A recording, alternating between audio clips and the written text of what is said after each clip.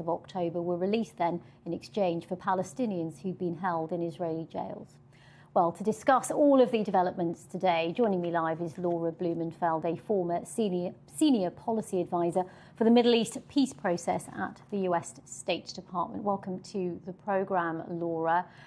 There's a lot of effort now, of course, particularly from the US side, to make sure that these talks do go ahead on Thursday. What's your assessment of whether they will? You know, the big challenge all along has been, can the parties synchronize their watches? As your report noted, there's been more of a sense of urgency, perhaps by the negotiators, by the moderators of the United States and others, than for the parties themselves. I am optimistic because I think that these negotiations are different than all others. First of all, the lives of the hostages. It's true that they're under lock and key, but they do hold the key to unlock the region to peace.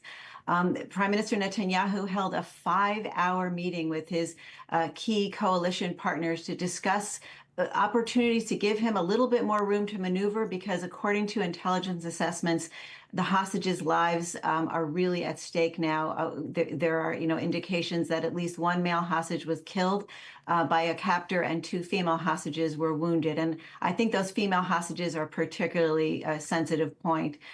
The second thing I would say is this August 15th date in Doha is in a way Bibi's shotgun marriage. It's no ordinary negotiation. He has guns to his head. Hezbollah, as we all know, and Iran are poised to retaliate.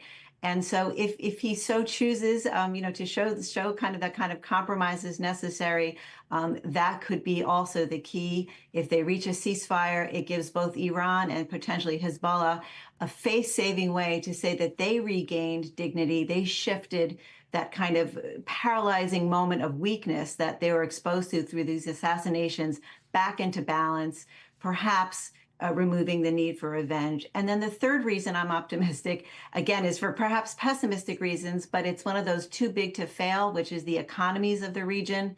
Oil prices going up, Israeli credit rating going down. There's Gazanomics at play here. And I think that although we don't always recognize how important economics are, I think they could make a difference. And at the moment, what we're hearing is that Hamas is going to abstain from those talks, though. Yeah, I feel like that's more of a technicality than giving me any real concern here. I mean, they did shoot the messenger. Israel killed Hania. So he was their lead negotiator. But there are folks in Doha, in the wings and, nearby, and they're able to convey whatever input they need. So I don't see that as a big obstacle. And so this is, in your assessment, a lot about the US applying pressure on Israel. We know that William Burns, the CIA director, is on his way there. That just shows you the gravity of how the US sees this particular moment. And for you, do you see this as a kind of make or break stage then?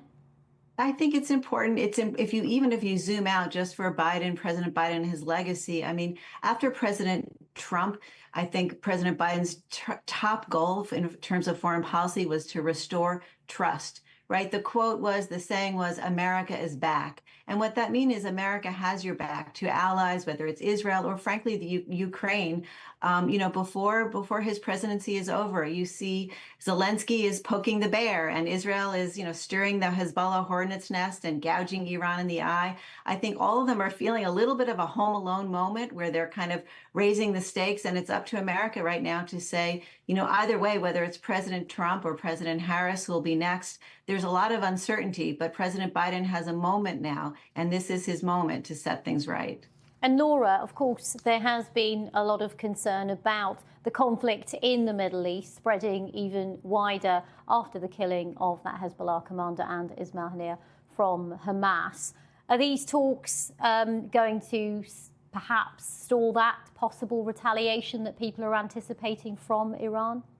Well, based on my experience as a Middle East negotiator in the State Department under President Obama, I would recommend that they have a plan B, aside from, reaching negotiations, locking up that ceasefire deal as much as I wanted.